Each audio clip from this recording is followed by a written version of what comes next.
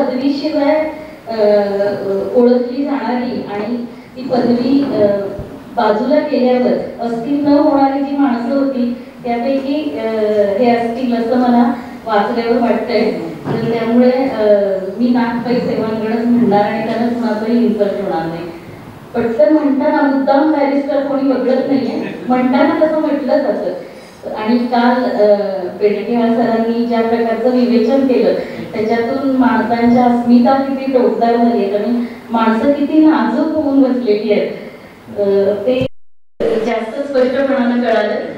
तर इथं मी पहिल्यांदा आले, तळवळकर सरांनी मला बोलावलं आणि मुख्य म्हणजे माझे प्रकाशक आणि माझ्या वडिलांच्या जागी असणारे अरविंद पाटकर यांनी मला फोन केला की असं असं तळवळकर सरांचा फोन येईल, ते माझे मित्र आहेत आणि अशा अशा जागी हा कार्यक्रम होतो आणि तू जायचं आहेस.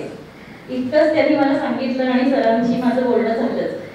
तर अरविंद पाटकर या माणसामुळे, हा माणूस मुळात मला भेटला कविता महाजनमुळे आणि मग त्यांनी मला इतकी माणसं जोडून दिली की प्रत्येकाच्या आयुष्यात आपला आपला गांधी, आपला आपला टॉल्स्टॉय, आपला आपला मार्क्स असावा लागतो, तसे ते माझ्या आयुष्यात. त्यांनी मला हे पुस्तक अनुवादासाठी दिलं, the lost diary of Kasturba, Tushar गांधींचं हे पुस्तक आहे आणि मला इतका आनंद झाला. मी आधी थोडंसं बाकीचं बोलून घेऊन मग या माझ्या बोलण्याला सुरुवात करते. कारण तुषार गांधींचे वडील अरुण गांधी यांची वरदान रागाचे आणि वारसा प्रेमाचा ही 2 पुस्तकं साधनासाठी मी केली होती. त्यामुळे यांच्याशी अनुवादाच्या निमित्तानं माझा जवळचा संबंध आला होता. आणि जेव्हा आपण वाचतो आणि अनुवाद करतो किंवा वाचलेलं लिहून काढतो त्यानंतर जे आत मुरतं ते आपल्या रोजच्या जगण्यात आपल्याला ढाळता येतं असं माझ्या लक्षात आलं. कारण की गांधीजी, कस्तुरबा, गांधीजींच्या आयुष्यातली सगळी माणसं यांचा माझ्या आयुष्याशी दुरान्वये संबंध नव्हता, इतिहासात उत्तर देण्याइतकाच संबंध होता. तर तुषार गांधींचं हे पुस्तक मला अनुवादासाठी देऊन तुम्हा सगळ्यांची मला पाटकर काकांनी हळूच जोडून टाकलेले आणि कालपासून इथं येऊन खूप छान वाटतंय. एक तर बऱ्यापैकी ऍक्सेसिबिलिटी आहे, आपण सगळं आपल्या शारीरिक आणि मानसिक स्थितीनुसारच आजूबाजूचं जग बघत असतो. तर सगळ्यात पहिल्यांदा मला ही जागा आवडली कारण कमीत कमी पायऱ्या आहेत आणि समुद्राच्या इतक्या जवळ जाता येतं. एरवी व्हीलचेअर वाळूतनं ओढून नेऊन समुद्रापर्यंत जाणं ही गोष्ट खूप किचकट असते. अगदी खूप लहानपणी मला उचलून वगैरे न्यायचे, पण तरी सुद्धा त्याचा खूप ताण यायचा. कुणीतरी आपल्यासाठी घाम गाळून कष्ट करून असं नेतंय तर ते नकोच वाटायचं. आणि इतक्या जवळनं मी समुद्र बघितला. मुख्य म्हणजे हा दिवसभर आले तेव्हाच इंदुताई बोलत होत्या त्यांच्या मोकळ्या ढाकळ्या शैलीत. त्यांना समोर बसलेली माणसं विशिष्ट वयाची आहे ते दिसतच नसणार. विद्यार्थ्यांसमोर बोलायची सवय आहे त्यांना, त्यामुळं त्या तशाच प्रकारच्या प्रांजळपणानं. आणि आता मी तुम्हाला सांगते 4 हिताच्या गोष्टी ज्यानं माझं हित झालंय अशा प्रकारे सांगत होत्या हलक्या फुलक्या पद्धतीनं आणि सगळे रमून गेले होते. मग दुपारी जेवणाची वेळ, मला सगळ्यात अत्यंत रस आहे. इतकं अप्रतिम चविष्ट ताट समोर आल्यावर मला खूप म्हणजे बघितल्यावरच त्या सगळ्या रंगांनी मजा येते, खायची नंतर मजा येते. तर हे सगळं केलं. नंतर पेडणेकर सरांचं बोलणं ऐकून तर असं झालं की आता मी काय करू, या माणसाला नमस्कार करू का, याला हजारो मिठ्या मारू का, याला लाखो फ्लाइंग किस देऊ. किती छान आणि कुठलंही अवजडपणा गोजडपणा न आणता, फार तांत्रिकतेमध्ये न शिरता सगळा आंतरराष्ट्रीय घडामोडी ज्या चालल्या त्या सांगत मग भारतातल्या घडणाऱ्या गोष्टींचा अर्थ लावणं त्यावेळचा आणि आज जे घडतंय त्याचा रेलेव्हन्स काय आहे. अशा पद्धतीनं मी कधी 4थी पासून पुढे शाळेत गेलेली नाहीये, आणि बाहेर व्याख्यानं ऐकणं, काही असं चांगल्या माणसांचं काही असं ऐकू शकण्याची संधी मला खूप कमी मिळाली.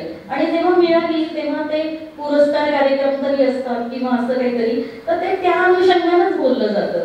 त्यामुळे काल किशोर बेडकेळा सरांचं इतकं सलग ऐकायला मिळणं आणि 2.5-3 तास ऐकूनही मेंदूला कणभर सुद्धा शीळ न येणं, ही गोष्ट फार अनमोल वाटते मला कालच्या दिवसातली. आणि शिस्तबद्ध कसा विचार करावा आणि शिस्तबद्ध विचार करत आपण कसे सूत्रबद्ध बोलतो आहे याचा समोरच्यावर ताण न आणता एक एक कडी गुंफत कशा प्रकारे बोलावं याचं एक शिक्षणच काल त्यांनी केलेलं आहे. त्यामुळे मी त्यांना काल सांगितलं की आता तुम्ही पत्करा किंवा न पत्करा, मी तुमच्या मागे लागून 4 गोष्टी समजून घेणारच आहे, आता तुमची सुटका नाही आहे. तर त्यामुळे हे सगळं झालं. शांतपणे गाढ झोप झाली इतक्या सुंदर वातावरणात. आणि मला मालवणचा सगळा भाग, म्हणजे आता रात्र झाली होती तरी एखाद्या गावात आपण जातो तेव्हा त्या गावाचा चेहरा कसा आहे हे बघावंसच वाटतं. आणि मला वाटतं असं चेहरा बघण्याची गोष्ट इतकी मी आयुष्यात गमावलेली आहे शारीरिक अक्षमतेमुळे, की मला कुठेही जाऊ तिथे जरा संधी मिळाली की ते सगळं आसूसून बघून घ्यावं वाटतं. त्यामुळे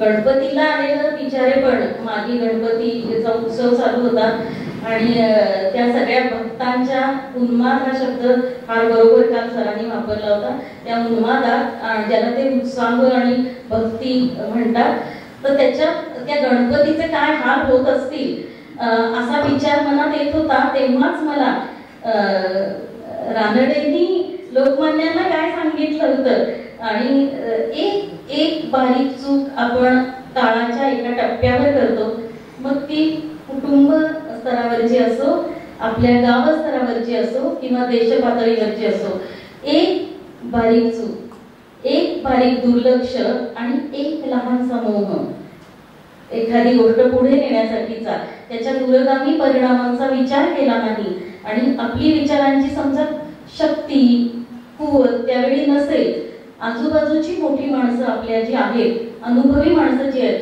त्यांनी सांगितलेलं त्यांनी दिलेला आपल्यावरचा पहारा आणि सूचना आपण ऐकल्या नसतील तर कित्येक शतक आपण काळ मागं नेण्याचा धोका कसा असू शकतो हे कालच्या सरांच्या बोलण्यावरून कळलं.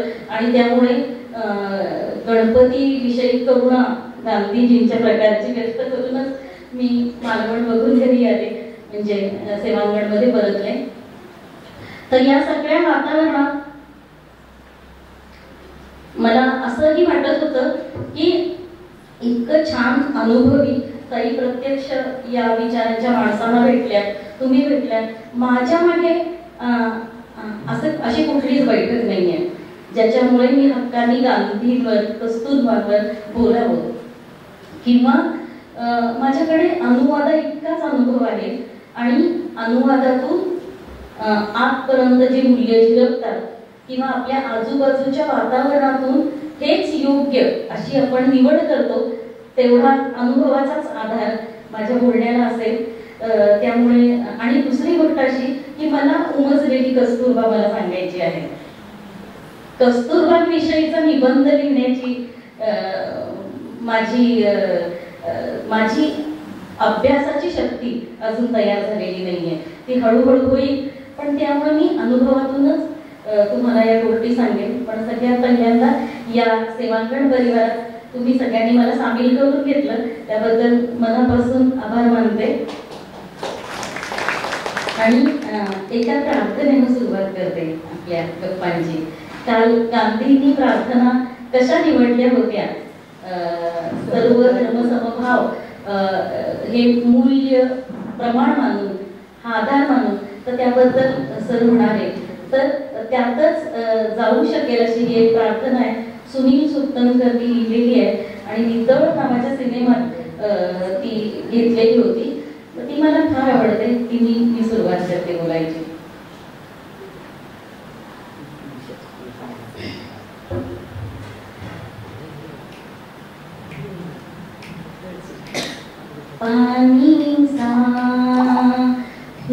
निर्मल हो मेरा मन, मेरा मन धरती सा अविचल हो मेरा मन, मेरा मन सूरज सा तेजस हो मेरा मन, मेरा मन चंदा सा शीतल हो मेरा मन, मेरा मन पानी सा निर्मल हो मेरा मन, मेरा मन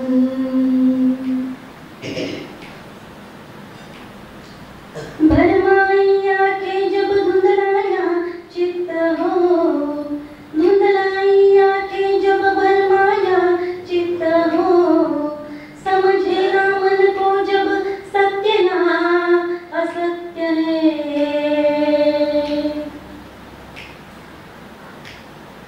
धुंधलाई आंखें जब भरमाया चित्त है समझे ना मन को जब सत्य ना असत्य है, चंचलता मोह से दूर रहे अपने ही द्रोह से दूर रहे, करुणामय निर्भय हो मेरा मन, मेरा मन करुणामय निर्भय हो मेरा मन, मेरा मन पानी सा निर्मल हो मेरा मन, मेरा मन धरती सा अविचल हो मेरा मन, मेरा मन, मेरा मन, मेरा मन, मेरा मन।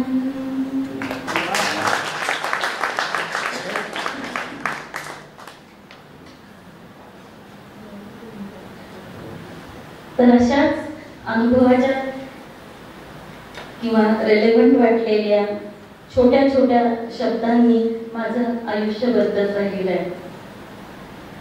मी परुळेकर सरांशी बोलताना म्हणाले होते की त्यांनी मला कस्तुरबांविषयी बोल असं सांगितलं होतं. पाटकरांनी तुझं पुस्तक काढलंय तर तुझ्या अनुभव आहे तो गाठीशी तर तू त्याबद्दलच सांगावं की तुझ्या आतला प्रवास तिला समजून घेण्याचा कसा झाला. तर मी सुरुवात करतानाच म्हटलं होतं की आपण नेहमीच आपल्या स्वभावाच्या आपल्याला रुचणाऱ्या वातावरणाशी आधी जुळवून घेतो आणि मग चार वेगळ्या माणसांचं अनुभवाचं ऐकत ऐकत आपल्याला आपण चॉईस करतो बदलण्याची. तर तसं मला कस्तुरबांचं वाचताना वाटलं की ही बाई डेव्हिड ॲटनबरोच्या सिनेमातच मला नीटची कस्तुरबांचं कॅरेक्टर कसं आहे ते दिसलं होतं. एरवी नेहमी वाचताना त्यांचा उल्लेख गांधीजींबरोबर व्हायचा आणि इतक्या प्रचंड मोठ्या इतक्या सर्जनशील आणि विविध प्रयोग झपाट्यानं करणाऱ्या माणसाच्या बरोबर चालताना काय दमछाक झाली असेल तिची असं मला एक सर्वसामान्य व्यक्ती म्हणून वाटलं. कारण जरी ती काय म्हणतात व्यवस्थित खात्या पित्या सुखवस्तू कुटुंबातून गांधींच्या घरी सून म्हणून आली होती तरी वयाच्या 7व्या-8व्या वर्षी साखरपुडा आणि 13-14व्या वर्षी लग्न आपल्या वयाच्याच म्हणजे आपल्यापेक्षा साधारण 6 महिने लहान असणाऱ्या मुलाशी मोहनशी होतं. तेव्हा तिला खेळगडी मिळाल्यासारखाच प्रकार आहे आणि असा खेळगडी नवरा म्हणून कसा स्वीकारायचा याचं समाज सतत हस्तक्षेप करून सांगत असतो. आणि समाजच नाही जसं स्त्रीवादी लेखिका सिमॉन दी बोव्वार म्हणते त्याप्रमाणे स्त्री ही घडवली जाते. स्त्री जशी आहे तशी असत नाही.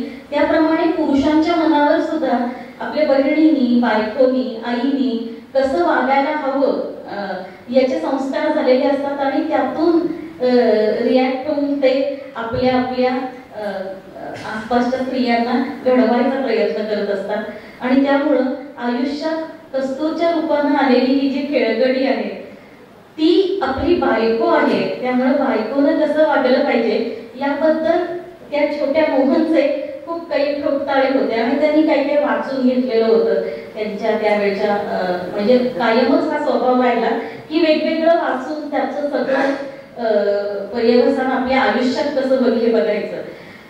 तर मी हे ट्रान्सलेट करताना मला असं कायम आणखी जवळचं वाटत होतं की एरवी वाचताना ते खूप लांबचं वाटतं पण आपण करतोय तेव्हा आपल्या आसपासच ते घडल्यासारखं वाटतं आणि त्यामुळे कधी तिनं बाहेर जायचं कधी यायचं, तिनं किती स्वतःला नेटकं ठेवायचं किंवा नाही ठेवायचं, ती आजी बरोबर आई बरोबर समजा देवाला गेली तर किंवा आणखी कुठे गेली शेजारी पाजारी तर तिच्यावर धाकधपटच्या दाखवून तिनं बायको आहे ती मला सांगितल्याशिवाय तिनं जाता कामा नाहीये अशा प्रकारे तिच्यावर दडपण आणायचं, तिच्याशी भांडायचं, सतत तिला दबावात ठेवायचं अशी गोष्ट त्यावेळी छोट्या मोहनकडनं होत होती. आणि कस्तुरबा इथे मला ती कशी कळाली सांगते की कस्तुरबाच्या मनावर काय अजून बायको होण्याचा संस्कार नव्हता. ती घरात लाडावलेली पोरगी होती त्यामुळे ती आल्यावर ती काय त्याला जुमाडायचीच नाही. तिचा कणकर घट्ट स्वभाव जो होता आणि आडदांड होती ती म्हणजे अशी लहान पोरी दिसली तरी तिचं हाडपेर मजबूत होतं त्यामुळे तिची ताकद गांधीजींपेक्षा जास्तच होती. गांधीजी नंतर झाले आपण मोहन म्हणूया मोहनपेक्षा जास्तच होती त्यामुळे ती त्याला जुमानायचीच नाही आणि गांधीजींना मोहनला त्यावेळी वाटायचं की हिच्या ताकदी हिला नमवू शकेल मी एवढी माझी ताकद वाढली पाहिजे आणि मग त्याच्यात ते ब्रिटिशांना सुद्धा नमवू शकलं पाहिजे आणि ते कसे उंच धिप्पाड हाडापेरानं मजबूत असतात आणि म्हणून मांसाहारी होण्याचा प्रयोग त्यांनी पुढच्या नंतर टप्प्यात केला मेहताब शेखच्या मदतीनं. पण त्याच्या आधी त्यांना आपल्या बायकोला प्रत्येक वेळी हाक मारलं की तिनं खेळायला यायला पाहिजे आणि तिनं सतत त्यांच्या आज्ञेत आसपास राहिलं पाहिजे नाहीतर काही खरं नाही. अशा ह्याच्यातनं इतकी कस्तूर आणि मोहनची भांडणं व्हायची असं माझ्या हे वाचताना लक्षात आलं की ते म्हणजे कमालच वाटली. आणि मग नंतर शरीराविषयीची आसक्ती 13व्या-14व्या वर्षापासून सुरूच होतो. काहीतरी बदल शरीरात अनामिक घडतं आणि त्यावेळी समजा तुमचा म्हणजे त्यावेळी सेक्शुअल प्रेफरन्सेस विषयी बोललं जात नसे परंतु गांधींचा ओढा स्त्रीकडेच होता त्यामुळं मोहन साहजिकच कस्तूरला जवळ घेणं आणि काय अशा गोष्टी करायला लागल्या तेव्हा तिलाही याचा परिचय नव्हता त्यामुळे तिला ते कसमूस व्हायचं पण आवडायचंही कारण तिलाही कळत नव्हतं की हे काहीतरी आकर्षक आणि काहीतरी नाकारावं असं जे घडतंय त्याला प्रतिसाद कसा द्यायचा. तर अशा वातावरणात या सगळ्या गोष्टी सुरू होत्या आणि मग पुढे गांधीजी मोहन दुसरीकडे राजकोटला शिकायला जाणं दरम्यान तिनं एकटं राहणं मग आपण ज्या माणसासाठी घरात आलेलो आहे तोच आसपास नाही याचं दुःख ती किशोरीच होती त्यामुळे कमी होतं कारण आसपास बाकीची माणसं होती शिवाय मोहन गेला तर तिला माहेरी जायला मिळतं अशी ही गोष्ट होती त्यामुळे तो जाण्याचं दुःख आणि तो जाण्याचा आनंद हाही तिनं अनुभवला. आणि मग पुढे वेगळ्या प्रवासाला सुरुवात झाली आणि कस्तूर बाकी सगळे तपशील तर ओकेच पण मी ज्या जागा हेरते आहे त्या जागा मी स्वतः अनुभवल्यामुळं हेरते आहे की कस्तूर अशी बिनधास्त आणि मोहनच्या ताकदीला तोंड देणारी आणि त्याचं नवरे पण न जुमानणारी होती कारण तिचं कंडिशनिंग तसं झालेलं नव्हतं. आणि मग मला माझ्या प्रश्नांची काही उत्तरं मिळत गेली की मी 4थी पासून ग्रॅज्युएशन पर्यंत माझघरात एका जागी खेळून होते हा शब्द सवयीनं वापरला. खेळणं हे शारीरिक दृष्ट्या ते लादलं गेलं असलं तरी मी काही दुःखी कष्टी आणि आजारी अशा अवस्थेत नव्हते फक्त मला चालता येत नव्हतं इतकीच गोष्ट केलेली होती. बाकी सगळं घरातलं वातावरण आनंदीच होतं ही मर्यादा वगळता. पण मी बाहेरचं जगच पाहिलेलं नव्हतं. बाहेर शिक्षकांची कसं वागतात, शेजारी पाजारी एकमेकांची कसं वागतात, जवळचं थोडं थोडं जे दिसत होतं ते बऱ्यापैकी ठीकच होतं वातावरण, असा आक्षेप वगैरे तयार होणं इतपत नव्हतं. आणि मग जेव्हा ग्रॅज्युएशन झाल्यावर एकदम माझघरातनं मी कोल्हापुरात NGOत राहायला आले आणि तिथे NGOत राहून तिथे सोशल वर्कर म्हणून काम करताना एका ठिकाणी हॉस्टेलला राहायचं.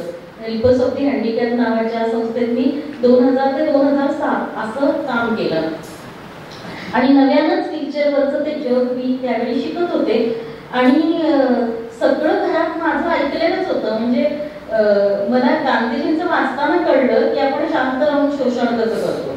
की मी चालता येत नाही म्हणून मी माझ्या धाकट्या बहिणीला, म्हणजे मी त्याचा बेनिफिट घ्यायचे की माझ्या स्थितीचा. बरं, माझ्या स्थितीबद्दल कोणी काही बोलता कामा नाहीये, म्हणजे त्याच्याबद्दल करुणा बिरुणा मला दाखवायची नाही, उगीच कनवाळू बोलायचं नाही, पण मी त्याचा फायदा पण घेणार. या दोन्ही पातळ्यांवर माणूस कसा काय चालतो कोण जाणे. तर त्यावेळी मी ते चालायचे. आणि प्रत्येक गोष्टी 2 आणलेल्या असायच्या. टूथब्रश आणला, साबण आणले, काहीही, म्हणजे अक्षरशः किसान विकास पत्र नावाचा प्रकार त्यावेळी करायचे.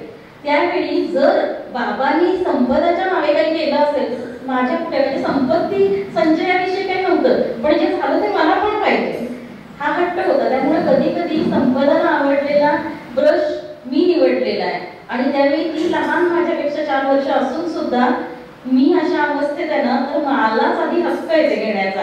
अशा प्रकारे एक मी त्यावेळी वागायचे. आणि हे मला नंतर गांधीजींचं वाचताना कळलं. अभ्यासात वाचताना काहीही कळलं नाही, उत्तरं दिली फक्त न चुकता. आणि न चुकता उत्तरं देणाऱ्याला हुशार म्हणतात आपल्याकडे, म्हणून मी त्या पातळीवरची हुशार होते.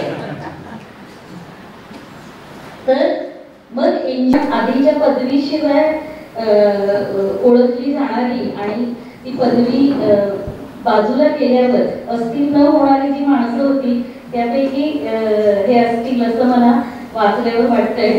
आणि त्यामुळे मी नागपाई सेवांगणच म्हणणार आणि त्यांना कुणाचंही इन्सल्ट होणार नाही.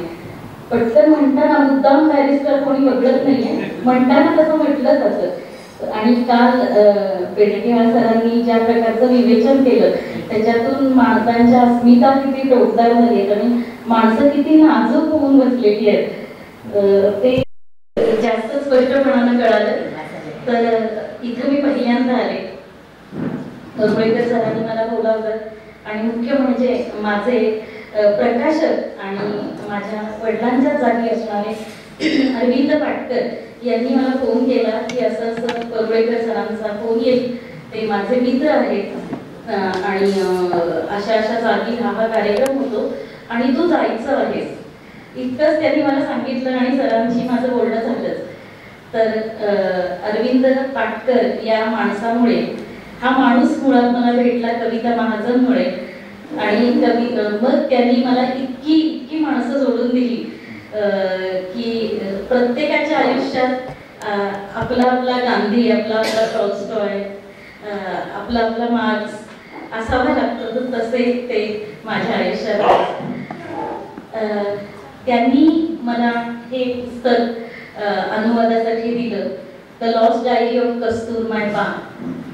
तुषार गांधींचं हे पुस्तक आहे आणि मला इतका आनंद झाला.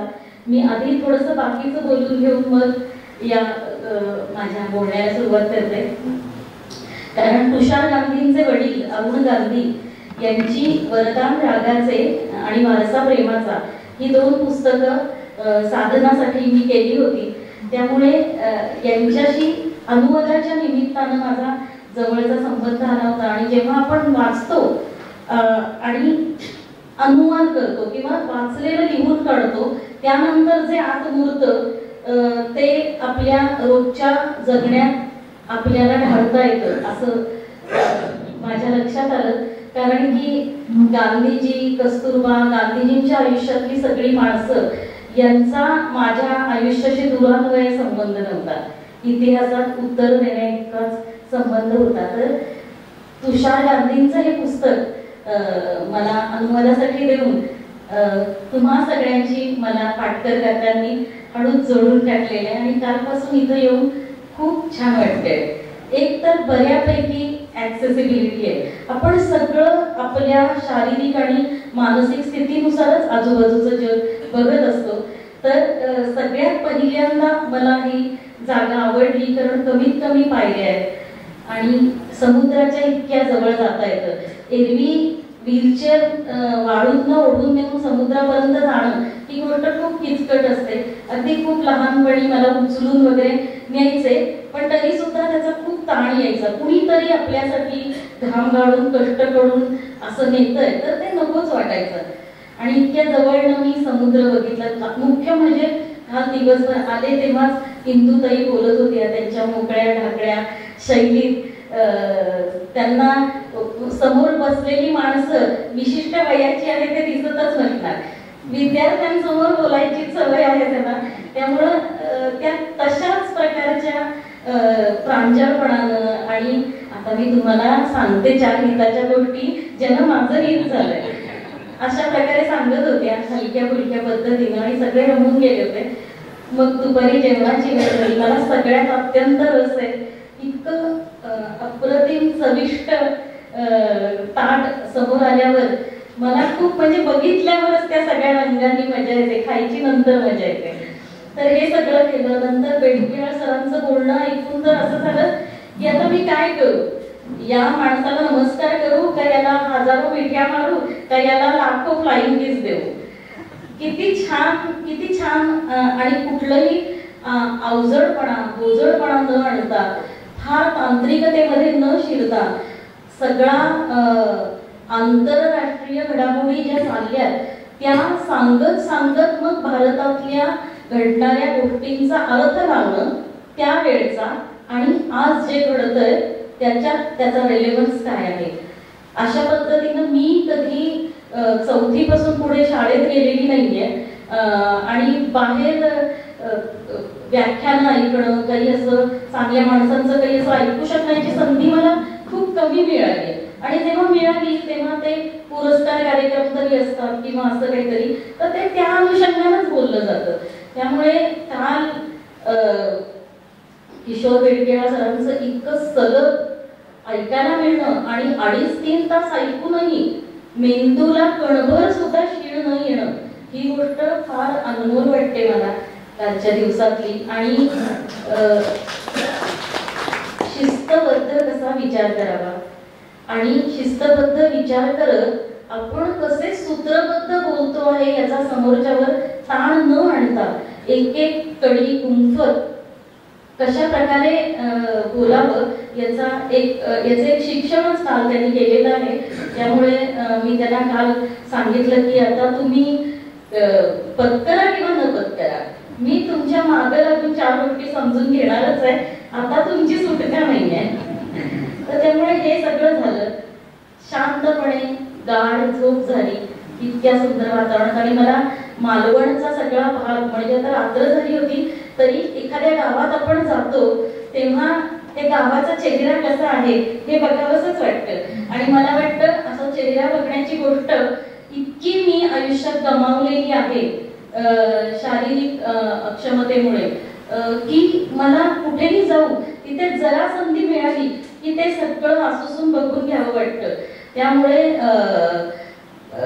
गणपतीला आलेलं बिचारे पण मागे गणपतीचा उत्सव चालू होता आणि त्या सगळ्या भक्तांच्या उन्माद हा शब्द फार बरोबर काल सरांनी वापरला होता. त्या उन्मादात ज्याला ते उत्साह आणि भक्ती म्हणतात तर त्याच्यात त्या गणपतीचे काय हाल होत असतील असा विचार मनात येत होता. तेव्हाच मला रानडेंनी लोकमान्यांना काय सांगितलं होतं आणि एक बारीक चूक आपण काळाच्या एका टप्प्यावर करतो, मग ती कुटुंब स्तरावरची असो, आपल्या गाव स्तरावरची असो किंवा देश पातळीवरची असो, एक बारीक चूक, एक बारीक दुर्लक्ष आणि एक लहान समूह एखादी गोष्ट पुढे नेण्यासाठीचा त्याच्या दूरगामी परिणामांचा विचार केला नाही आणि आपली विचारांची समजा शक्ती कुवत त्यावेळी नसेल, आजूबाजूची मोठी माणसं आपल्या जी आहेत, अनुभवी माणसं जी आहेत त्यांनी सांगितलेलं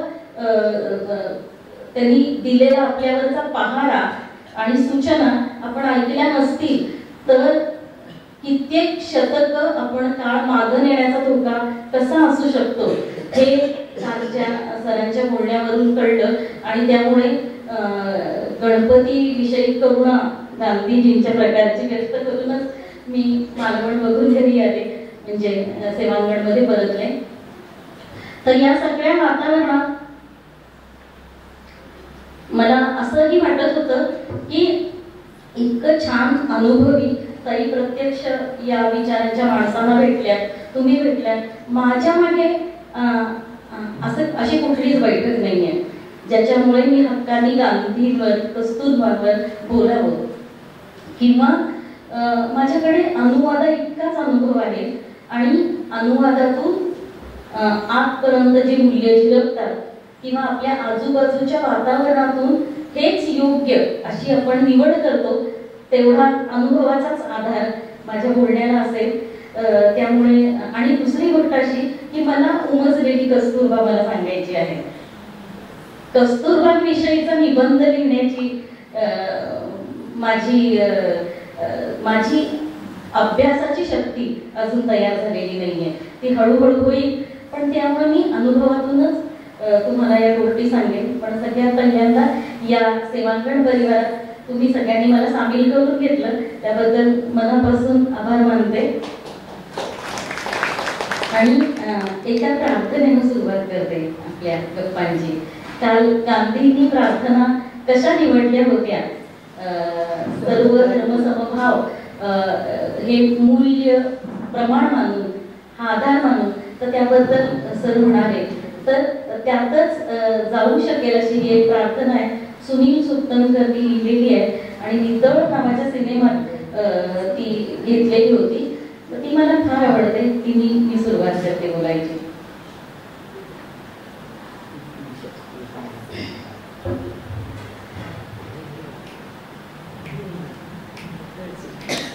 पानी सा निर्मल हो मेरा मन, मेरा मन, धरती सा अविचल हो मेरा मन, मेरा मन, सूरज सा तेजस हो मेरा मन, मेरा मन, चंदा सा शीतल हो मेरा मन, मेरा मन, पानी सा निर्मल हो मेरा मन, मेरा मन.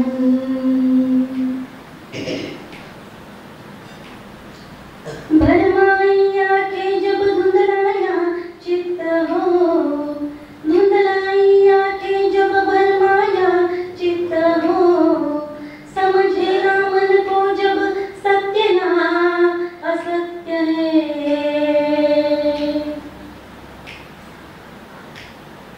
धुंधलाई आंखें जब भरमाया चित्त है, समझे ना मन को जब सत्य ना असत्य है.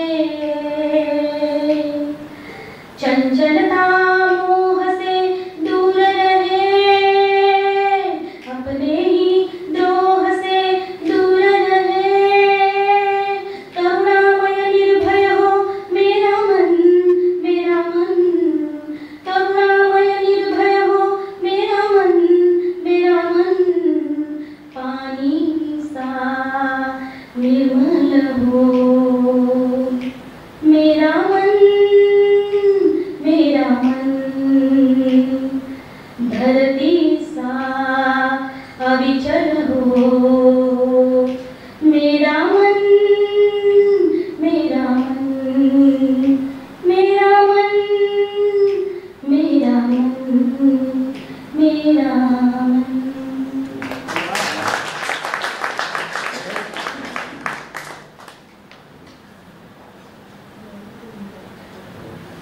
तर अशाच अनुभवाच्या किंवा रेलेव्हंट वाटलेल्या छोट्या छोट्या शब्दांनी माझं आयुष्य बदलत राहिलं आहे.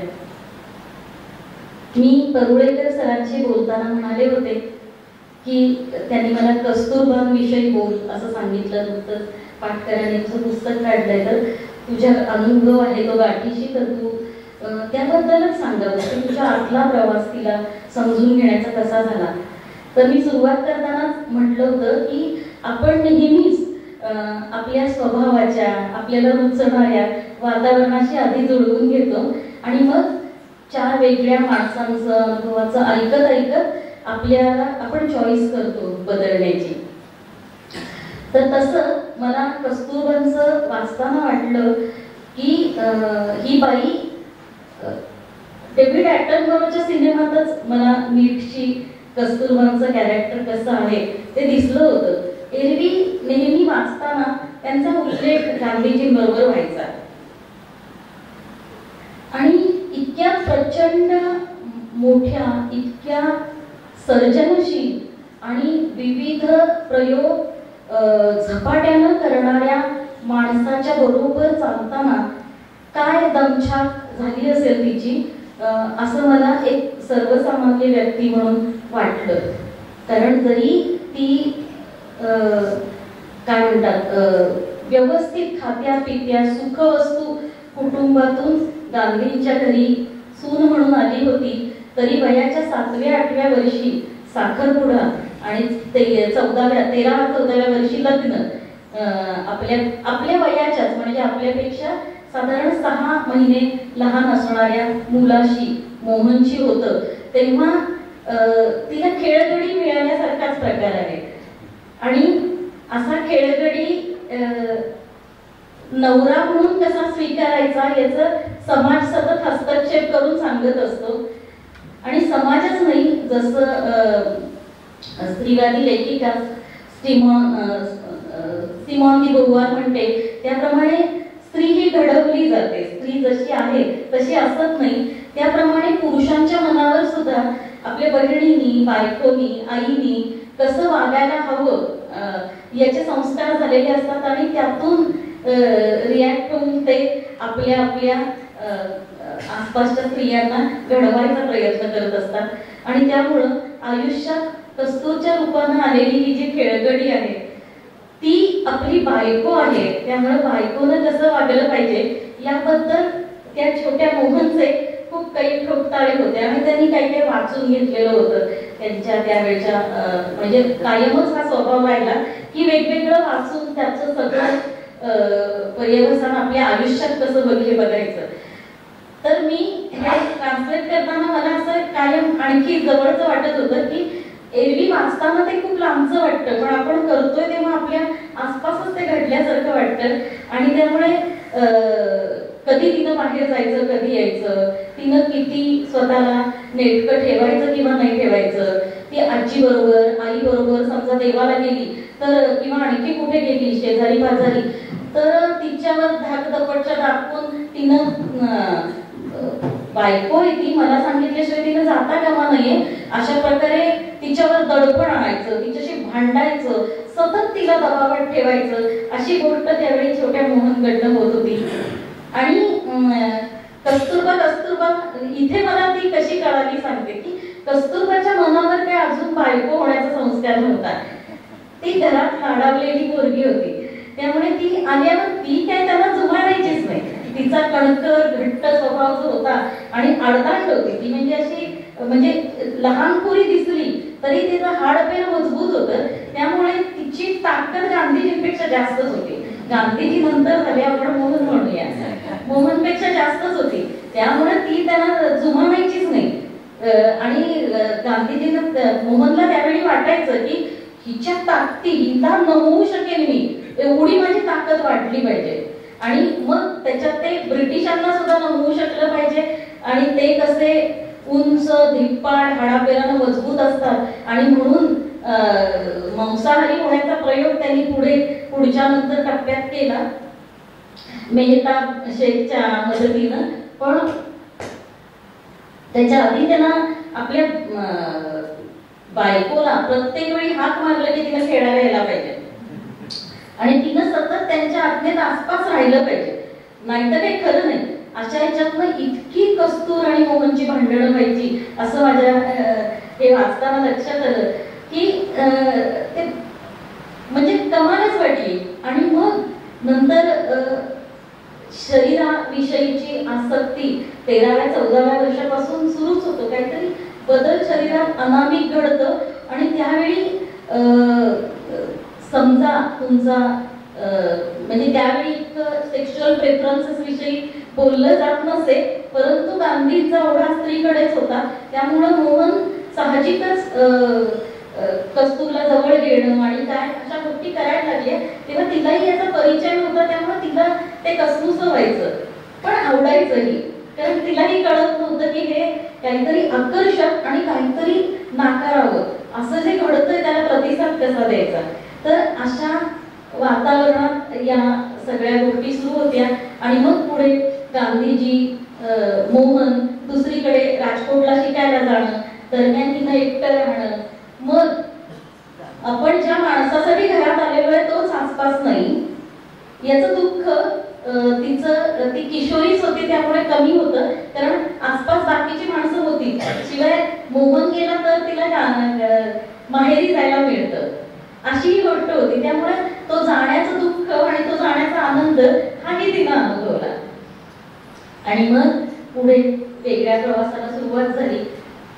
आणि कस्तूर बाकी सगळे तपशील तर ओकेच, पण मी ज्या जागा हेरते आहे त्या जागा मी स्वतः अनुभवल्यामुळं हेरते आहे की कस्तूर अशी बिनधास्त आणि मोहनच्या ताकदीला तोंड देणारी आणि त्याचा नवरे पण न जुमानणारी होती, कारण तिचं कंडिशनिंग तसं झालेलं नव्हतं. आणि मग मला माझ्या प्रश्नांची काही उत्तरं मिळत गेली की मी 4थी पासून ग्रॅज्युएशन पर्यंत माझघरात एका जागी खेळून होते. खेळून होते हा शब्द सवयीनं वापरला. खेळणं हे शारीरिकदृष्ट्या ते लादलं गेलं असलं तरी मी काही दुःखी, कष्टी आणि आजारी अशा अवस्थेत नव्हते. फक्त मला चालता येत नव्हतं, इतकीच गोष्ट गेलेली होती. बाकी सगळं घरातलं वातावरण आनंदीच होतं, ही मर्यादा वगळता. पण मी बाहेरचं जगच पाहिलेलं नव्हतं. बाहेर शिक्षकांची कसं वागतात, शेजारी पाजारी एकमेकांची कसं वागतात, जवळचं थोडं थोडं जे दिसत होतं ते बऱ्यापैकी ठीकच होतं वातावरण. असा आक्षेप वगैरे तयार होणं इतपत नव्हतं. आणि मग जेव्हा ग्रॅज्युएशन झाल्यावर एकदम माझघरातनं मी कोल्हापुरात NGOत राहायला आले. आणि तिथे NGOत राहून तिथे सोशल वर्कर म्हणून काम करताना एका ठिकाणी हॉस्टेलला राहायचं. रिपल्स ऑफ दी हँडिकॅप नावाच्या संस्थेत मी 2000 ते 2007 असं काम केलं. आणि नव्यानंच व्हीलचेअरवरचं ते जग मी त्यावेळी शिकत होते. आणि सगळं घरात माझं ऐकलेलंच होतं. म्हणजे मला गांधीजींचं वाचताना कळलं की आपण शांत राहून शोषण कसं करतो. की मी चालता येत नाही म्हणून मी माझ्या धाकट्या बहिणीला, म्हणजे मी त्याचा बेनिफिट घ्यायचे की माझ्या स्थितीचा. बरं, माझ्या स्थितीबद्दल कोणी काही बोलता कामा नाहीये, म्हणजे त्याच्याबद्दल करुणा बिरुणा मला दाखवायची नाही, उगीच कनवाळू बोलायचं नाही, पण मी त्याचा फायदा पण घेणार. या दोन्ही पातळ्यांवर माणूस कसा काय चालतो कोण जाणे. तर त्यावेळी मी ते चालायचे. आणि प्रत्येक गोष्टी 2 आणलेल्या असायच्या. टूथब्रश आणला, साबण आणले, काहीही, म्हणजे अक्षरशः किसान विकास पत्र नावाचा प्रकार त्यावेळी करायचे. त्यावेळी जर बाबांनी संपदाच्या नावे काही केलं असेल, माझ्या म्हणजे संपत्ती संचयाविषयी काही नव्हतं, पण जे झालं ते मला पण पाहिजे हा हट्ट होता. त्यामुळे कधी कधी संपदाला आवडलेला ब्रश मी निवडलेला आहे. आणि त्यावेळी ती लहान माझ्यापेक्षा 4 वर्ष असून सुद्धा मी अशा अवस्थेत आहे ना, तर मलाच आधी हक्क आहे ते घेण्याचा. अशा प्रकारे एक मी त्यावेळी वागायचे. आणि हे मला नंतर गांधीजींचं वाचताना कळलं. अभ्यासात वाचताना काहीही कळलं नाही, उत्तरं दिली फक्त न चुकता. आणि न चुकता उत्तरं देणाऱ्याला हुशार म्हणतात आपल्याकडे, म्हणून मी त्या पातळीवरची हुशार होते. तर मग NGOत आल्यावर हे मला त्यावेळी तिथं काहीच माहित नव्हतं. अध्यक्ष असतो, मग त्याची मर्जी राखायची असते, त्याला काही प्रश्न विचारायचे नसतात. मग सचिव, कार्यवाह आणि ट्रस्टींचं मंडळ असतं, त्यांच्याशी आपलं ज्या ट्रस्टीशी जास्त काम आहे त्याच्याशी जास्त जोडणार, पण बाकीच्या लोकांनाही आपल्या मर्जीत ठेवायचं. त्यांना इकडचं तिकडचं बारकं बारकं काहीतरी गुपित सांगत राहायचं आणि सगळ्यांना आपल्या खिशात घेऊन समोर सगळ्यांच्या आपण वेगळे राहायचे, पण आतल्या बाजूनं सगळ्यांचं लाडकं व्हायचं. ही रीतच मला ठेवत नव्हती, कारण माझं कंडिशनिंग नव्हतं. मी माझघरातून थेट एनजीओ आले, त्यामुळं मला मी तिथल्या प्रमुख होत्या ज्यांनी खरं तर नव्या जगात राहण्याचे खूप चांगले व्हीलचेअर वापरायला मला त्यांनी शिकवली, म्हणजे पण खूप चांगल्या गोष्टी शिकवल्या, म्हणजे टीका करायची नाही असा सुद्धा एक संस्कार माझ्या रुजवायचा प्रयत्न झाला की या 4 गोष्टी त्यांनी तुझ्याशी चांगल्या केल्यात ना, तर मी या 8 गोष्टींविषयी काहीही बोलायचं नाही, कारण त्या 4 ज्या चांगल्या गोष्टी केल्यात त्याच्या ऋणात कायम राहायचं आणि ते ऋण खाजगीत असो किंवा सार्वजनिक रित्या असो सतत व्यक्त करत राहायचं. आणि हे बंध माझ्यासारख्या अपंग किंवा कुठच्याही मर्यादेत असणाऱ्या, जातीच्या मर्यादेत असणाऱ्या, धर्माच्या मर्यादेत असणाऱ्या किंवा शारीरिक अक्षमतेच्या मर्यादेत असणाऱ्या, त्यांनी हे पथ्य कायम पाळायचं की आपल्या आसपास जराही मदत करणाऱ्यांचा इतका गौरव करायचा की खरं तर एकमेकांसाठी उभं राहणं हा माणसामध्ये गुणच असायला पाहिजे. तो पुरस्कार योग्य करून टाकला की त्याची गंमतच जाते, ते सहजच करायचं असतं ही गोष्ट जाते.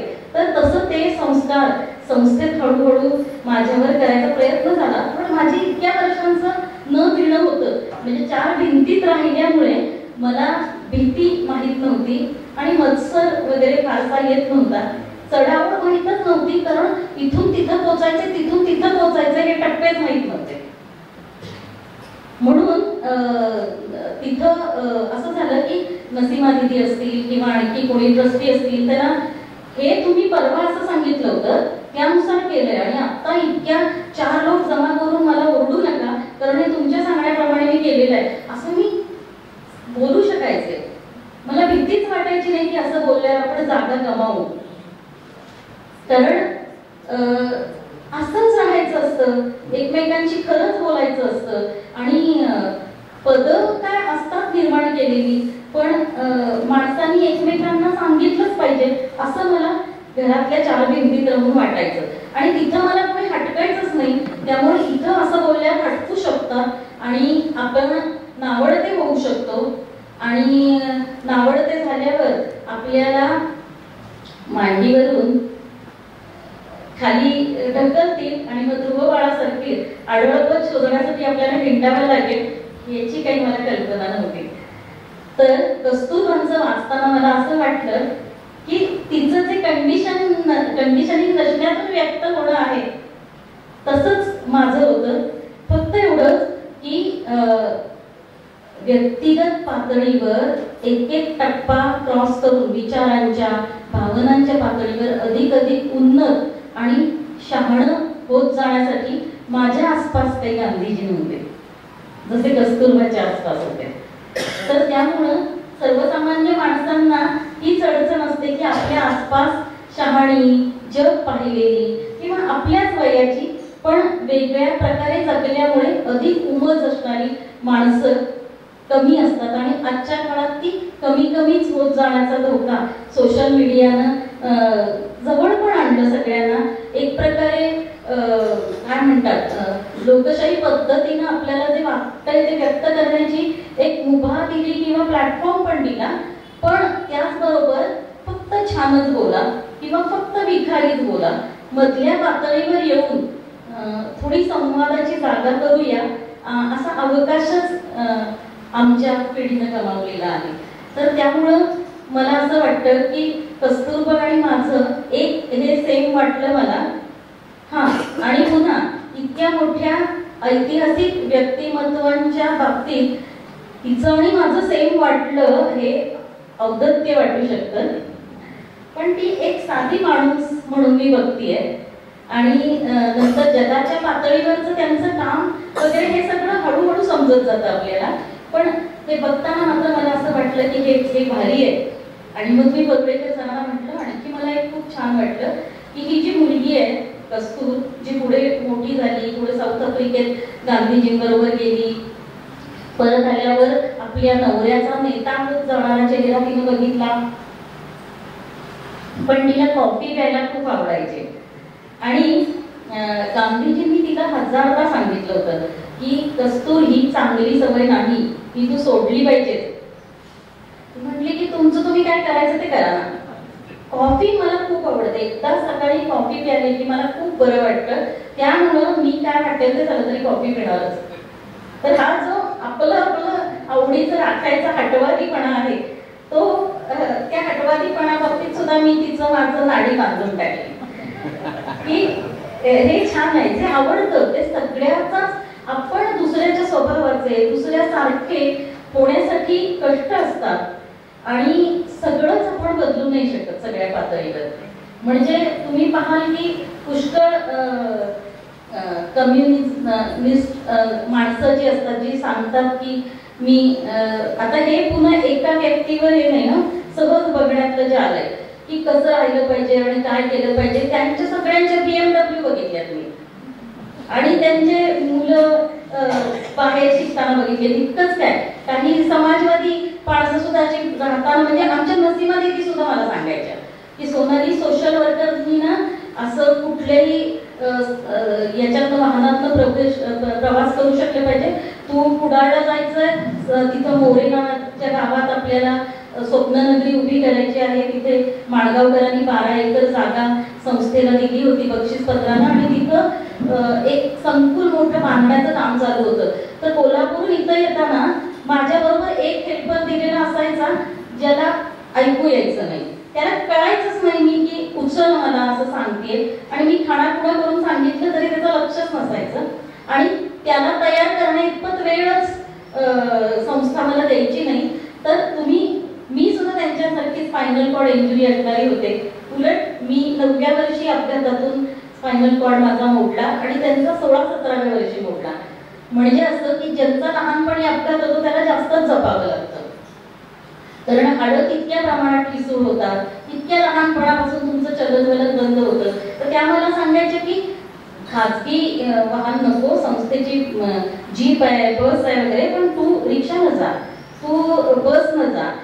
तर मी 2007 पर्यंत बसनं प्रवास करून, एसटीनं प्रवास करून इथंपर्यंत यायचे. आणि एसटीत सुद्धा कसं एकटीनं पण मी त्यावेळी फिरायचे, कारण ते सुरुवातीला ऐकल्या आपला माथा एकदम हे झालेला असतो की हे असतं सोशल वर्क.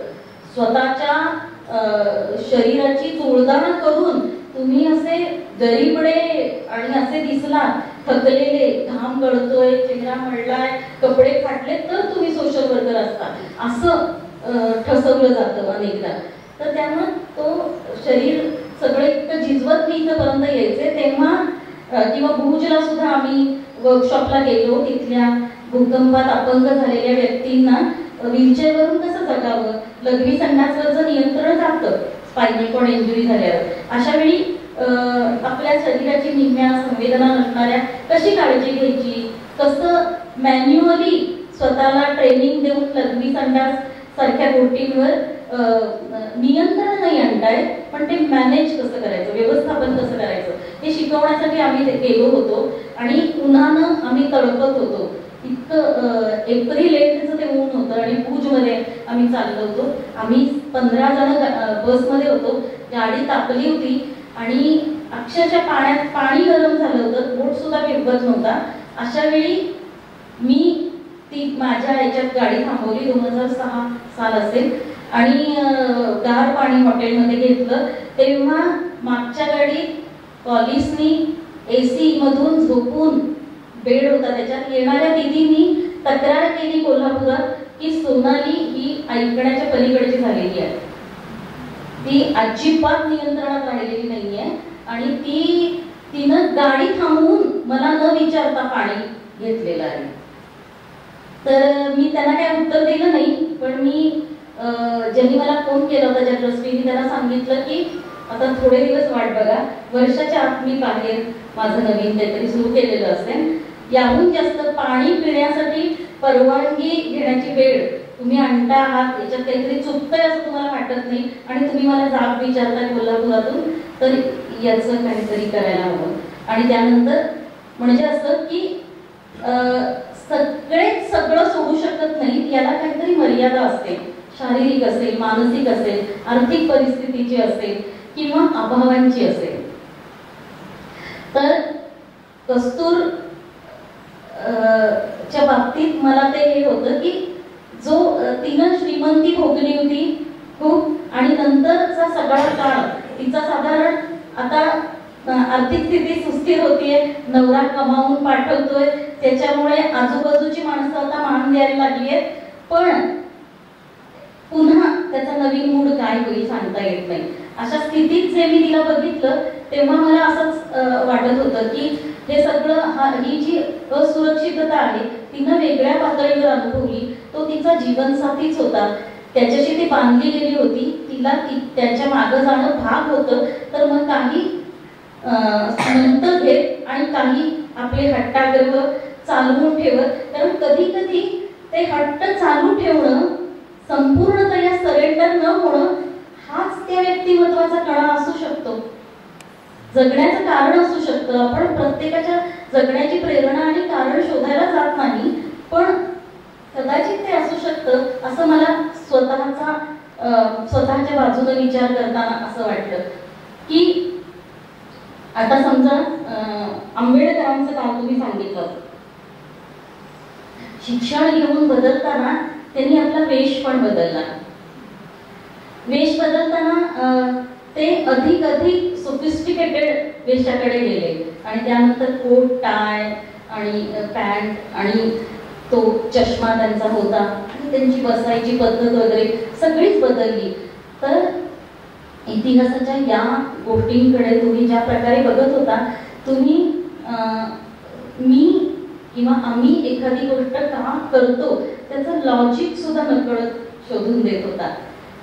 तर मला माझ्या मैत्रिणी किंवा आणखी कोणी आसपासच्या सुरुवातीला चिडवायचे की तुला काय एवढं तयार व्हायला लागतं ग, काय असे ड्रेस, अशी चोटणी हवी आणि कानातली हवी वेगळी वेगळी आणि लिपस्टिक काजळ हवं, हे काय तुझं चाललेलं असतं.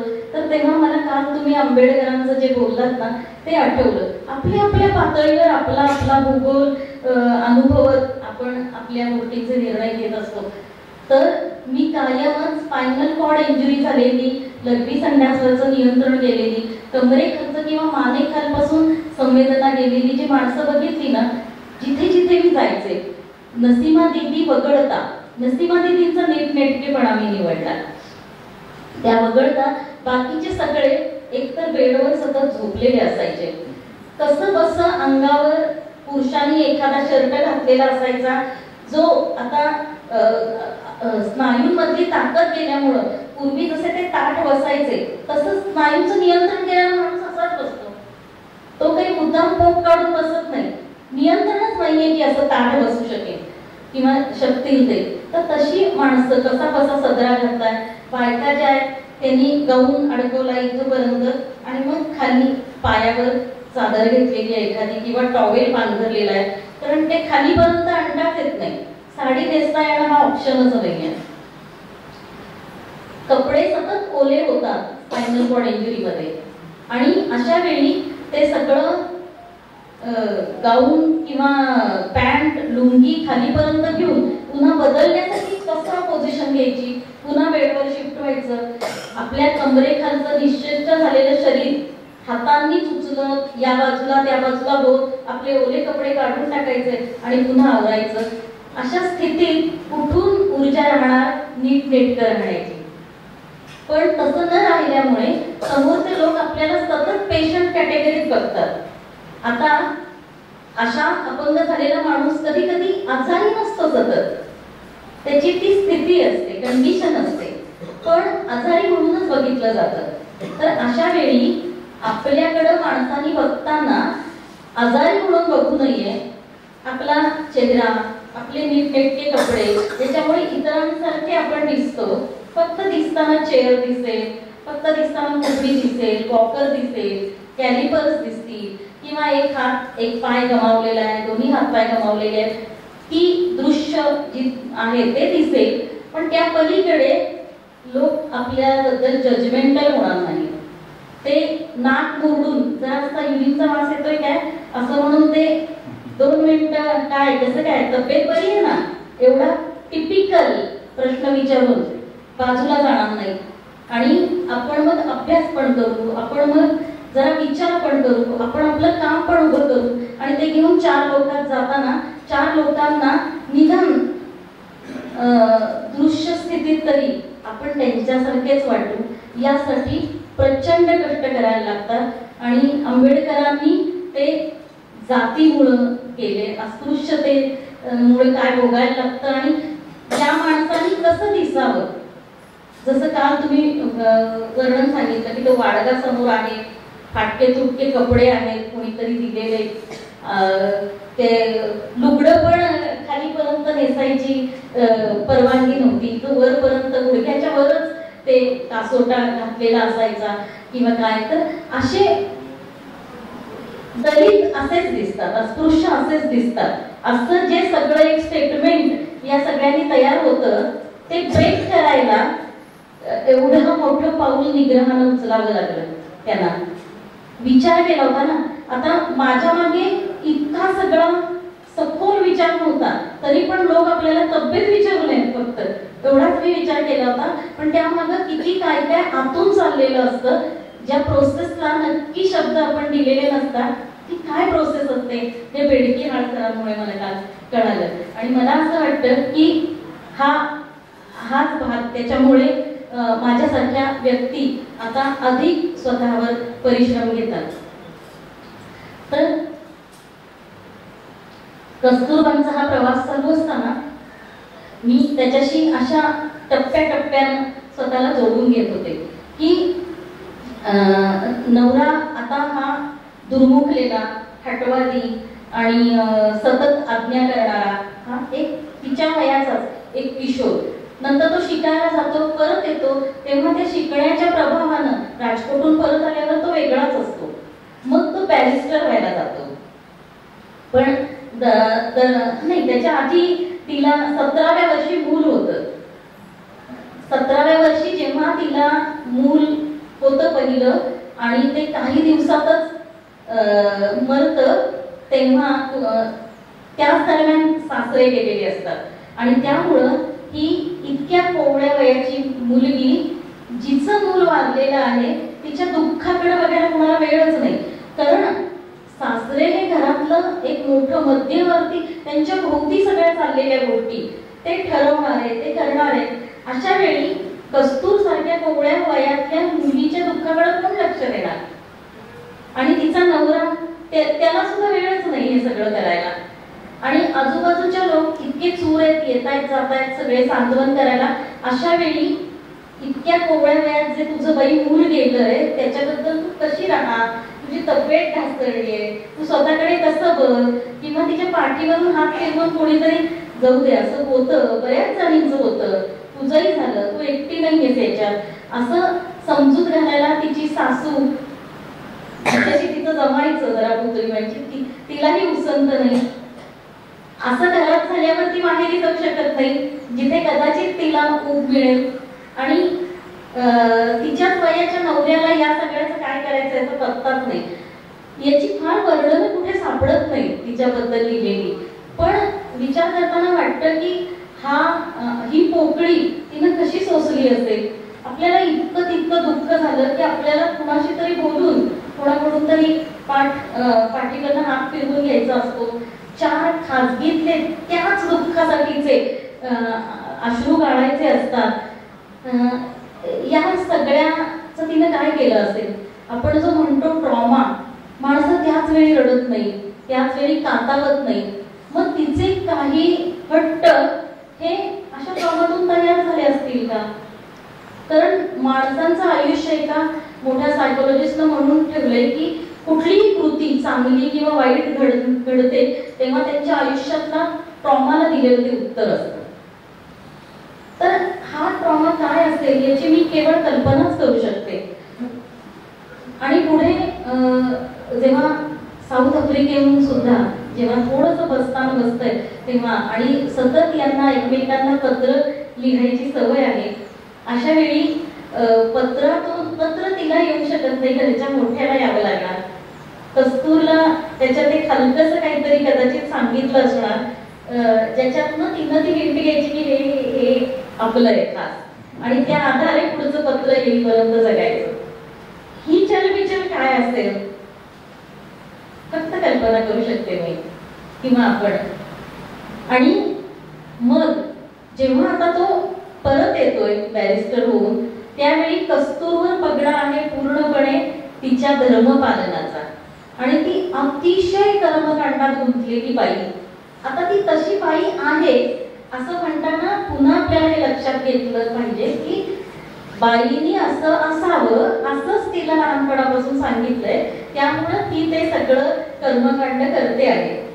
आणि गांधीजींना एक पुरुष म्हणून कुठली गोष्ट थोतांड वाटली, त्यांना वाटली आणि त्यांना पटली की ते धुडकावून द्यायचं आणि झुगारून द्यायचं स्वातंत्र्य आणि ठामपणे मांडायचं स्वातंत्र्य जे पुरुष म्हणून सिस्टीमनं दिलेलं आहे, ते स्त्री म्हणून तिला नाहीच आहे तिच्या आसपास, किंवा तिला ते असतं हे सुद्धा खूप आपण काल बोललो त्याप्रमाणे 1975 नंतर छोट्या छोट्या गावात स्त्रियांना कळालं. जसं काल मंगलताई पण सांगत होत्या की स्त्रीवादाबद्दल सगळी माहिती हातात येत होती आणि आम्ही सगळ्या स्त्रिया भारावून गेलो होतो आणि चमत्कारिकरित्या सगळ्या चुकीच्या गोष्टींना आव्हान द्यायची, प्रश्न विचारायची एकदम अफाट शक्ती आली होती. आणि ती इतकी आली होती की कदाचित त्याच्यातलं मध्यबिंदू तारतम्य काय शोधायचं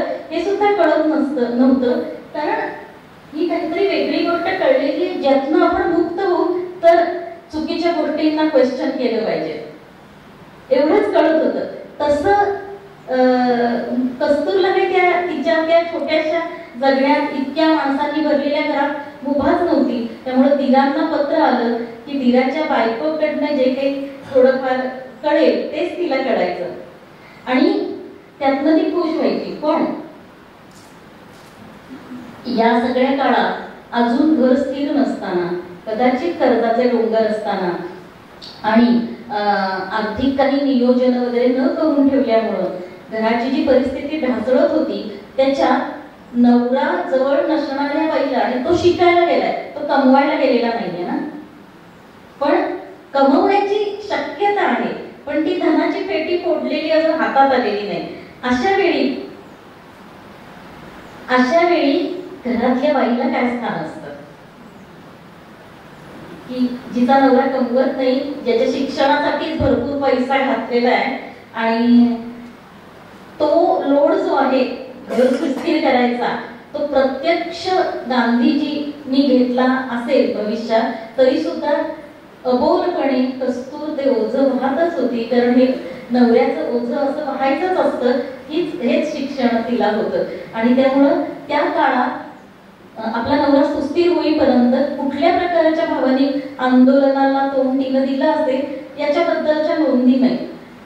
टिळकांनी फोलपट उचलणार नाही असं सांगितलं त्याची नोंद आहे, काय माहित नाही. तर या असंख्य नोंदी अशा महापुरुषांच्या सावलीत वाढणाऱ्या स्त्रियांच्या आपल्याकडे नाहीच आहेत. आणि मी पुन्हा सांगते, असं सांगताना गांधीजींना लहान ठरवण्याचा हेतू नाही. त्यांचे व्यापच आयुष्यात इतके होते, पण ते व्याप आपलंसं करण्याचा आवाका आजूबाजूच्या प्रत्येक माणसाला असेलच असं नाही. तेव्हा त्याची फरफट होते. गांधीजींचं जे तुम्ही वैशिष्ट्य काल सांगितलं की ते असं पाहत होते की आपल्या अनुयायांमध्ये आणि आपल्यामध्ये फार अंतर राहू नये, की लांब उभं राहिल्यावर त्यांना धावत पळत उसाचं तिथपर्यंत यावं लागेल. कस्तूर कायम धावत पळत उसाचं धापा टाकतच गांधींच्या मागे आली असं मला वाचताना दिसतं.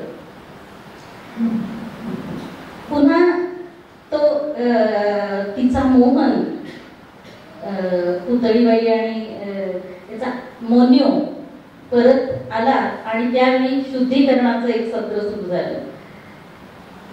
आणि मग परदेशातून आलेल्या त्यांनी बाकी सगळं पाळलेलं होतं की काही चुकीचं खाणार नाही, दुसऱ्या स्त्रीकडे पाहणार नाही वगैरे वगैरे. पण या सगळ्या कस्तूरवर आपला नवरा स्वीकारला जातो का, आणि तो केला तर आपण स्वीकारले जाऊ, याचंही दडपण असणार. पण दडपण बोलून दाखवण्यासाठीचा प्लॅटफॉर्म नसला तर त्याचा आत कुठेतरी कॅन्सर होतच असणार. तर तो काय झाला असेल याचा मी पुन्हा विचारच करू शकते. आणि मग पुन्हा पुढचा दौरा जेव्हा सुरू झाला आणि मुळात आणि तिथं सुद्धा मग ते मला वाटतं साऊथ आफ्रिकेत प्लेगची आणि याची साथ आली पुढे, तेव्हा पुन्हा तिनं काम हातात घेतलं. पण पुन्हा तिकडच्या प्रवासात इतका जहाजाचा प्रवास करून आपण जायचंय, तिकडचं आयुष्य काय माहित नाहीये. आणि दरवेळी जेव्हा मोहन परत येतो तेव्हा त्याचा स्वभाव बदललेला असतो. कधी तो दुर्मुखलेला असतो, कधी तो बोलायला उत्सुक असतो, कधी त्याचं लक्षच नसतं, कधी तो दिवस फक्त पत्र लिहिण्यात गुंतलेला असतो. अशा वेळी आपलं माणूस परत आलाय आणि त्यानं आपल्याकडे बघावं, त्याच्या अवतीभोवती आपण नाचावं, ती जी एक नात्यांमधली सूक्ष्म देवाणघेवाण असते ती करायचा मौका आपल्या भारताचा इतिहास जो घडत जात होता त्या मोठ्या व्यापक पार्श्वभूमीवर या पती उत्सुक कस्तूरला काही मिळालाच नाही. आणि मग साऊथ आफ्रिकेत गेल्यावर पुन्हा ते त्यांचं गांधीजींचं नवं वेळ होतं की आता याच्या कुठल्या त्या स्त्रिया आपल्या त्यांच्यासारखे कपडे फ्रीलचे ब्लाऊज घालायचे, पारशी स्त्रियांसारखे तशा साड्या नेसायच्या, मुलांनी सुद्धा ते सूट बूट घातले पाहिजे, त्यांनी इथे लावलेल्या रुमालाने तोंड पुसलं पाहिजे वगैरे. आता ते मुलांनी करणं ही जबाबदारी मुलांचं, गांधीजी जरी या बाबतीत मागे पुढे नसले तरी मदत करायचं उसंत त्यांना किती मिळणार. आणि त्यामुळं या एका मागोमाग एक 3-4 वर्षांनी होत गेलेली ही 4 मुलं नीट राहावीत सुटाबुटात, नीट त्यांनी तो रुमाल लावून सगळं आपल्या आपण त्या याच्यामध्ये बघितलंय तसं इंग्लंडच्या राजवाड्यात त्या मुलं भेटायला कशी यायची, आणि ती डायनाची वगैरे मुलं सुद्धा ती एका विशिष्ट वेळी भेटायला येऊन नमस्कार आणि चमत्कार आणि आज दिवसभरात हे झालं, मी ही कविता शिकलो वगैरे, असा सगळा खास गांधीजींसमोर ही मुलं सुद्धा करायची. पण हे सगळं त्यांनी शिस्तीत नीट करावं आणि आपला त्यावेळेचा जो परफॉर्मन्स आहे तो नीट झाला पाहिजे, तर आई म्हणून सुद्धा आणि बायको म्हणून सुद्धा कौतुक तिच्या वाट्याला येणार आहे. तर अशा वेळी ते बदल कस्तूरनं झपाट्यानं पोशाख बदलण्याचे किती कठीण असतात. म्हणजे माझ्या असं लक्षात आलं, मला तेव्हा माझी मित्रमंडळी म्हणत होती की काय तू हे सारखी सलवार कमीज घालतेस आणि जरा काहीतरी वेगळे कपडे हलके फुलके का घालत नाहीस, पॅन्ट तुझ्या मापाची सहज मिळेल, त्याला इलॅस्टिक असेल, तुला काढताना त्रास होणार नाही, टी शर्ट्स वगैरे. मी म्हटलं हो, पण ही युरिन बॅग कशी ठेवायची याची काहीतरी योजना करूया. ती युरिन बॅग समजा मी पॅन्ट मध्ये ठेवली आणि त्याचा फुगवटा दिसला तर लोक आधी तिथेच बघणार आहेत. हे नवीन सगळं घालणं खूप कठीण आहे. जेव्हा मी पाय उचलते तेव्हा पायात ताकद कमरेखाली नसल्यामुळं कुणाला वाटतं की मला पाय उचलता येतो कारण मी इतक्या लिहिलं या प्रॅक्टिसने ते उचलते. तर मी हे जे पॅन्ट घातलेली असते ती अशी चटकन घेऊन पाय वर करते, हे असं. तर हे सगळं गेलं तर मग या सगळ्या पोशाखात तुमच्या इच्छेसाठी बदल करण्यानं माझ्या आयुष्यात किती आव्हानं उभी होत आहेत हे तुम्ही जरा समजून घ्या. आणि मग मी त्यांना सगळं समजावून सांगते. आणि मग ते नव्या युक्त्या काढत राहतात की ही अडचण दूर कशी होईल, ती अडचण दूर कशी होईल. पण या गोष्टींबद्दल बोलण्याचा अवकाश आमच्याकडे आहे, तो मोकळेपणा आहे. पण कस्तूर बोलू शकली असेल का इतक्या झपाट्यानं पोशाखात बदल केल्यावर? सोयीच वाटत नाही ना. म्हणजे माझी आई सुद्धा बाहेरनं आल्यावर पटकन कट्ट्यावरची चहा करायला जरी जात असली तरी ती म्हणते आधी कपडे बदलून टाकते बाई, साधं घरचं काहीतरी घातलं की पटकन करायला सोपं जातं, ह्या कपड्यात मला पटापट कामं करता येत नाही. तो नवाच वेश आपलासा करून घेताना आणि पुन्हा स्वतःची कामं स्वतः करायची, तुमच्याकडे माणूस नसणार कामाला, असा सुद्धा नियम आहे. अशा वेळी त्या सगळ्या याच्यात कसं जुळवलं असेल कोण जाणे.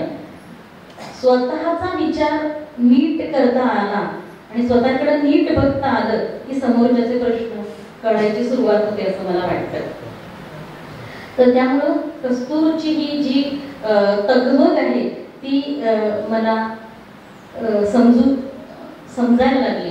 आणि या व्यापात किती लोड येत असेल तिच्या डोक्याला आणि त्याचं ती काय करत असेल, आणि त्यामुळे तिच्याबद्दलची वर्णनं सापडतात ती तापट होती.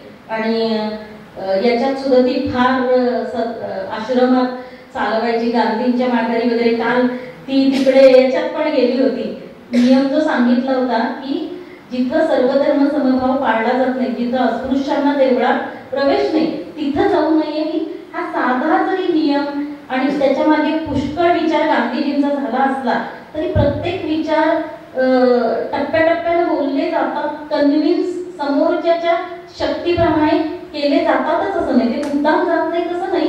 पण तेवढं हेच नसतं. कधी कधी काय होतं, समोर समजा 10 माणसं बसली, त्यातली 3 अत्यंत हुशार आहेत, त्यांना ऍड्रेस करूनच बोललं जातं आणि बाकीच्या 4 जणांना पार्श्वभूमी नसते, त्यांना कळत नाही. पण विचार काय, खूप हुशार असणाऱ्यांना अधिक हुशार करणं हाच होतो. त्यामुळे वर्गात सुद्धा समजा 40 मुलांचा वर्ग असेल आणि त्यातली 12-13 मुलं अतिशय हुशार असतील, त्यांना शिकवण्यासाठी वेगळं काढलं जातं.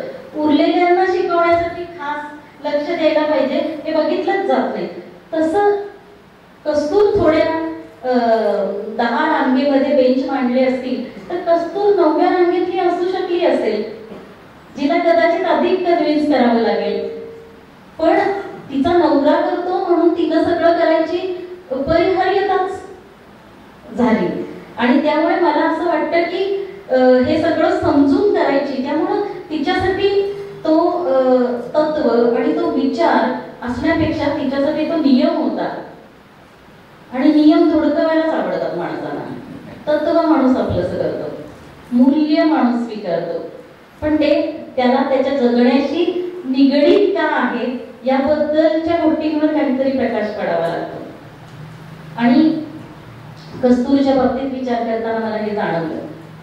मग पुढे जाता जाता माझ्या असं लक्षात आलं की वेश बदललाय आणि परत नवरा कुठे कुठे त्याच्यावर समजा लाठी चार्ज होईल, त्याच्यावर आणि काय होईल, तो असा बाहेरून येईल तेव्हा त्याच्या मनात कुठची तरी वेगळीच संकल्पना आलेली असेल आणि मग तो तळमळत त्या विचारांसाठी इकडे तिकडे फिरत असेल. अशा वेळी आपण रिॲक्ट काय करायचं आणि आपल्या इतक्या जवळच्या माणसाला त्या पद्धतीनं आपण रिस्पॉन्ड करू शकत नाही याचा एक न्यूनगंडही असेल. न्यूनगंडात माणसं खूप मूर्खासारखी वागतात, खूप उद्दाम होतात. कारण म्हणजे आता पहा की आता साधा आमच्या घरात एक मांजर आहे गंगाराम नावाचं, ते आता 1 वर्षाचं आहे. तर त्याच्यावर पळायला गेलं तर मी किंवा मंदा त्याच्या मानानं दांडगे आहे, पण त्याच्यावर पळायला गेलं की तो एकदम उडी मारून असा कर्कश किंचाळतो आणि असा लांबडाच्या लांबडा उभा राहतो. पण आपण यांचा मुकाबला करता येणार नाही, तर निदान आपण यांचं चौपट आहे हे दिसलं तर पाहिजे. आपल्यात ताकद आहे, आपण असे कच्च्या गुरुचे चेले नाही असंच माणसं पण वाटतात ना. तर कस्तूर तिच्या न्यूनगंडातनं कशी रिॲक्ट झाली असेल याचा त्या तिच्या दुर्वर्तनाकडे किंवा तिच्या हटवाल्याकडे बघताना किंचित विचार केला पाहिजे आणि तिथं जरासं ममत्वानं बघितलं पाहिजे असं मला वाटतंय. कारण तिचं कधीच असं देशासाठी, देश बदलण्यासाठी काहीतरी करू आणि टप्प्याटप्प्यानं काय करू असं स्वप्न नव्हतं. तिला कधीच सत्याग्रह जसं गांधींना सुचला, म्हणजे ते नाव सजेस्ट करण्यात जरी कस्तूर जरी वाटा असला, तिच्या या अशा वागण्यातूनच आत्मसंयमनाचे धडे मिळाले असं गांधीजींनी लिहून ठेवले. आणि ते खऱ्या अर्थानंच त्या माणसानं लिहिलं असणार, कारण समोर काहीतरी असा अवघड प्रश्न उभा असेल तरच उत्तर कशा मार्गे सोडवता येईल याच्यासाठी चालना मिळते. तर त्यामुळे विपरीत परिस्थिती किंवा विपरीत माणूस तुम्हाला अधिक मूलभूत गोष्टी करायला भाग पाडू शकतं. तशा गोष्टी आपल्या आयुष्यात कस्तूरमुळे झालेल्या आहेत हे प्रांजळपणानं गांधीजींनी लिहिलेलं आहे. तर ही गोष्टही आहे की कस्तूरकडे कशा तऱ्हेनं मी बघायला लागले. आणि तिला पुढे पुढे पाहताना या पुस्तकात माझ्या पाहताना असं लक्षात आलं की तिचं हस्ताक्षर सापडलं, जे काल तू म्हणत होतीस ना इंदुताई, कोण ते पाटील, त्यांच्या पुस्तकात सुद्धा ते हस्ताक्षर मला वाचलं, विश्वास पाटील, त्यांनी कस्तूर विषयी पुस्तक लिहिलेलं आहे. त्याच्यात कस्तूर रंग. तर या पुस्तकात जेव्हा तिच्या म्हणजे जेव्हा तुषार गांधी म्हणतात की जेव्हा तिच्या हस्ताक्षरात आहे असं आम्ही छाननी केली, नीट पाहिलं, चांगल्या अभ्यासक आणि संशोधकांकडनं त्याच्यावर शिक्कामोर्तब झालं की हे अक्षर कस्तुरबांचंच आहे. त्यावेळी आपल्या हातात हे काय आहे, इतिहासाचा, जगातल्या इतिहासाचा आणि जगाला मार्ग दाखवणारा आपला पणजोबा गांधी आणि आपली आजीबद्दल, आपल्या पणजीबद्दल विशेष महत्व असतं अशा मागच्या स्त्रियांबद्दल, पुरुषांबद्दल. आणि त्यांच्या हातापायावर जितक्या सुरकुत्या दाट झालेल्या असतात तितकेच ते मऊ, सुंदर, प्रेमळ असे लोण्यासारखे झालेले असतात. आणि नातवंडांना त्यांच्याबद्दल तीच भावना असते. तर तुषार गांधी म्हणतात की ते डायरी अशी जीर्ण अवस्थेतली जेव्हा हातात आली तेव्हा असं समजेना की आपण हा काय ऐवज हातात धरलाय. म्हणजे भावना तिरेकांना त्यांना रडायला आलं, त्यांना असं काय वाटलं, नाचावंसं वाटलं, त्यांना ती डायरी कवटाळून धरावीशी वाटली, पण ती इतकी जीर्ण आणि इतकी दुर्लक्षित होती की समजा ती कवटाळली असती तरी तिचे तुकडे झाले असते. आणि मग त्यांना वाटलं की हे तर आपण करायलाच हवं. पितृवंशाच्या गोष्टीबद्दल आपण किती संगतवा सांगत राहतो. कृतज्ञता व्यक्त करताना या मातृवंशात मी होतो आणि या वंशाच्या धाग्यात तुम्ही सगळ्या स्त्रियांनी मला गुंफलं, याचा खूप आनंद वाटतो आणि याचा खूप अभिमान वाटतो असं तुषार गांधींनी लिहिलं. तर त्या डायरीमध्ये 9 महिन्याची ती डायरी आहे.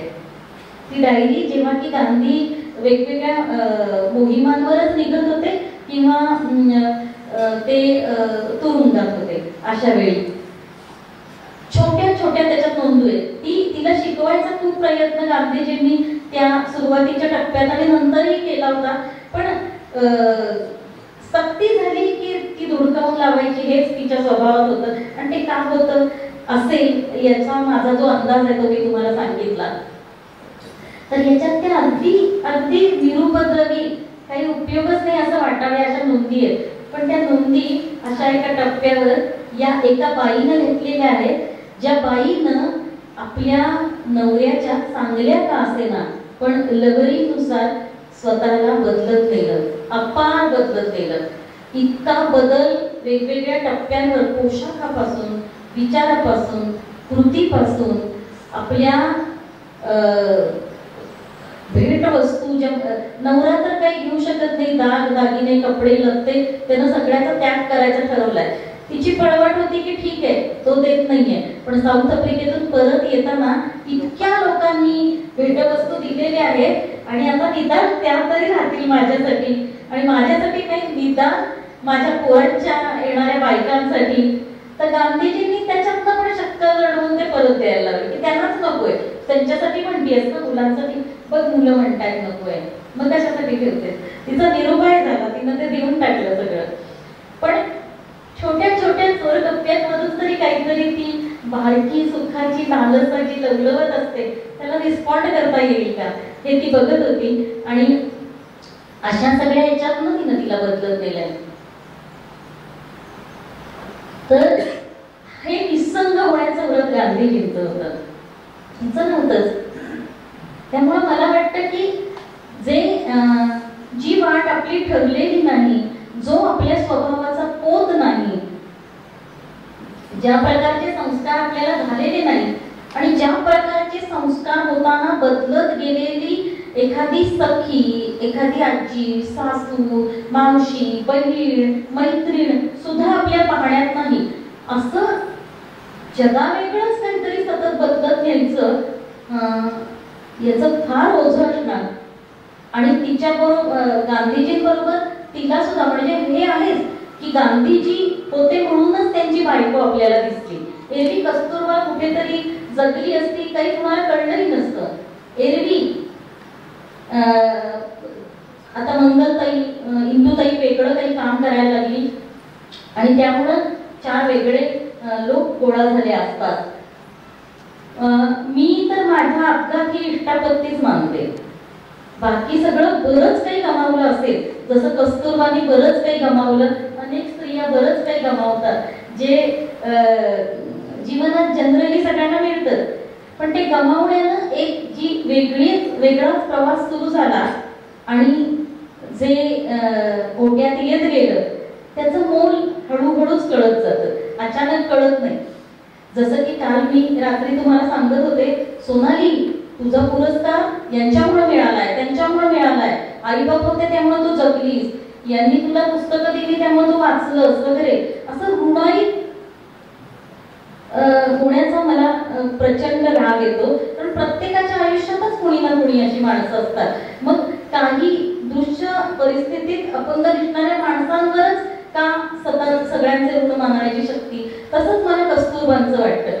गांधीजींमुळे तिला वेगळं वळण मिळालं तरी तिचा स्वतःचा प्रवास, कष्टप्रद प्रवास, सतत स्वतःला बदलत नेण्याचा हा इतका अचाट आणि इतका चकित करणारा, विस्मयकारक आहे की त्याचं मोल तर आपण सगळ्यांनी मानलंच पाहिजे. कारण ती शेवटून दुसऱ्या बेंचवर बसणारी मुलगी असावी, जिला फक्त घर सांभाळणं, मुलं मोठी करणं आणि नवऱ्याचं हवं नको बघणं इतकेच संस्कार होते.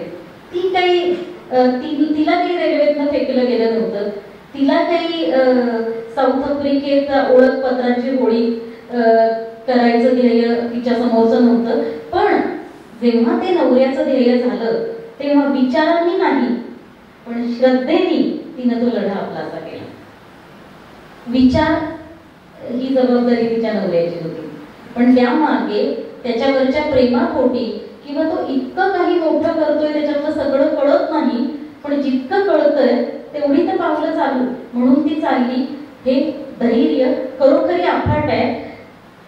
ज्या पुरुषांच्या दृष्टिकोनातून पाहायचं तर बाहेरचं जग त्यांना कधीच अप्राप्य नव्हतं आणि जे हवं ते शिक्षण, जी हवी ती नोकरी, ज्याच्याशी हवं त्याच्याशी 2 हात करणं वगैरे, हे सगळं जग इतकं खुलं आहे की त्याचं मोल पुरुष म्हणून पुरुषांना वाटत असेल असं मला वाटत नाही.